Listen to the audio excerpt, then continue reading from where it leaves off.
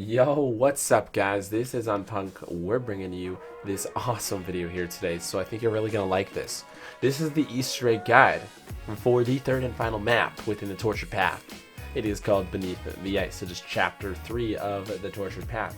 Of course, there is some crazy, complicated to solve steps, but they're not really very hard to do once you know how to do them.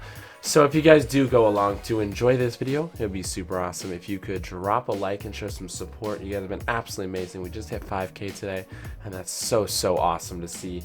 So thank you guys all for the amazing support so far. So obviously your first step is spawn in the map. You're going to go over here, and on round one, you're going to want to activate this, because this is how you're going to activate the first step. This Easter egg can be done by wave 5. You can get your challenge done, and then you'll go on to beat the boss. At the end of round 1, hold a zombie. You can do this round 2 as well, but I prefer to do it on round 1. You also don't need to get high like you see me in the footage here. The delirious vision is what it's called, delirium vision, I believe. You don't need to have that on to do this step, but I did do it because I wasn't aware of it at first when I was recording some of this footage. Basically, all you're going to need to do is come up here and try some different combos on the wall. There is going to be, I want to say, about 14 or so combos known. I'm going to link links down to every single one of them, including show off a few that work in my footages here from different games. But I'm going to link all of them down. There's Reddit links, different people's Twitch and Twitter links. So if you guys are trying to get this and you're having a hard time, all you're going to need to do is put in a code basically on this wall that's between 4 to 7 digits. At the first round 1, you can start this right off the bat. Of course, don't need to be in the vision, but once you get the correct code, the wall is going to light up with some lightning. You're going to see like the blue Geistcraft looking lightning effect go across it, and all of them are going to make a noise, and you're going to know you did it right because the bowl in the middle room is going to be glowing red. You'll see here in just a second when we get it correct, you saw that lightning shine. And what you're going to need to do is end that current round. So in my case in this game, it was the end of round 2. We went and finished it. You're going to get a care package that gets dropped down. You're just going to let it drop and open it up. You're going to get your hilt of Barbarossa. Super awesome. You got this from the first map actually, which you then got in the final Reich originally. So you're just going to bring this right into the center room. It's honestly pretty easy Easter egg overall to do. There's a couple steps that are a little tricky, but the boss fight's harder than the main Easter egg and to get this sword. So next you're going to want to get to the end of whatever round you are on. I highly recommend doing the first step on round 1, ending and going to round 2 before you continue on to this, but whatever order you want to do it is perfectly fine. Next, you're going to get those flares right there. As soon as the hilt is placed, it'll cause an earthquake. And you're going to light these 4 little lanterns or pillars or whatever you want to call these. I don't know the exact term. Torches, I guess. And you're just going to throw a flare just like you see me throwing them at a little bit of an angle. And it's just going to land right in there. And once the flare goes out completely, it's going to leave a flame behind.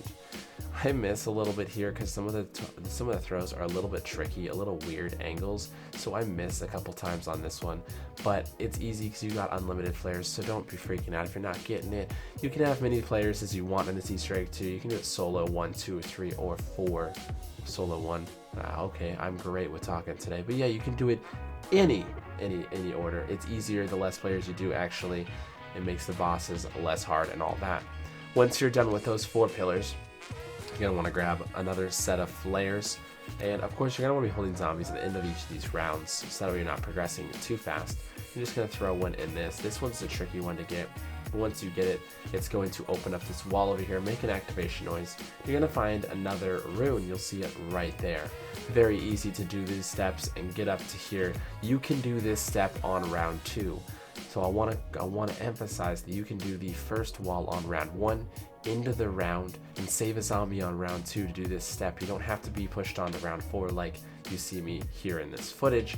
So if you guys want to do this real quick, really easy to do now that we have most of the combos. You're then going to put that on, and you're going to continue on to find the next code. Once you do that, you end the round. As you see, I'm progressing on to round 3 now at this game, and you're going to get the Pommel of Barbarossa. This is the second one you're going to need to place in the middle, and then at this point you are 2/3 the way done with the Easter egg, and honestly, you're really close to getting it done. This is a very, very simple Easter egg with these codes again. Next, you're going to see these platforms that I just passed over. There's 4 placed around the map. You're just going to need to stand on these and get a certain amount of kills. I don't know the exact amount of kills. I don't know if it scales by amount of players you have in your game, but however many players you have in your game, you're just going to have to stand on however many platforms there are. If it goes down onto the ground while you're standing on it, you know that one needs to be stood on, as well as if it doesn't and you're in like a 3-player game, 1's not going to be stood on. If you're in a 2-player game, 2 won't need to, etc. So if you're in a solo, you're only going to have to stand on 1, so you just got to find which one it is. Recommend getting jacks, which is just easily got from buying a whole bunch of starter weapons. Between 3 to 4 starter weapons, you're almost guaranteed to get the jacks off. That's about 2,000, 2,500 points. Very easy to do. I recommend bringing some insta kills. Max ammos makes this a lot easier. But whatever you do, do not stand off these because it's going to reset. So once you get a certain number of kills, I don't know the exact number at the moment, you're going to hear completion noise again. You're going to go into the middle and you're going to collect your next rune. This is a pretty easy step. It was confusing at first because we thought it was time-based, but it's kill-based, so it's pretty easy. You're going to see the blood pouring out of the mouths in the middle here, and you're just going to grab the rune out of this one right here on the floor. Very easy to do. Again, another simple step. This is probably the easiest of the 3 maps, in my opinion.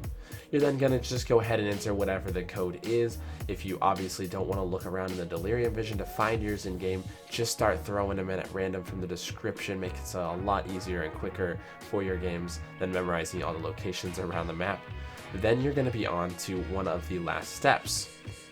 You're then going to have to end the round again. So in our case, we pushed round 5 to 6, which was an objective round, so it was a little bit annoying to do at the same time. But we grabbed the Blade of Barbarossa, the 3rd part to the sword. We then brought it into the middle and placed it down. Crazy thing, we did this fast enough and we unlocked a secret challenge. So one of the challenges is to complete this on the clock, so beat it very, very fast. Once you do that, your sword is complete, you get your trophy, you get the sword which you can just pick up. You got some cool different attacks like a swing with the R button. You will swing up and slice at the zombies.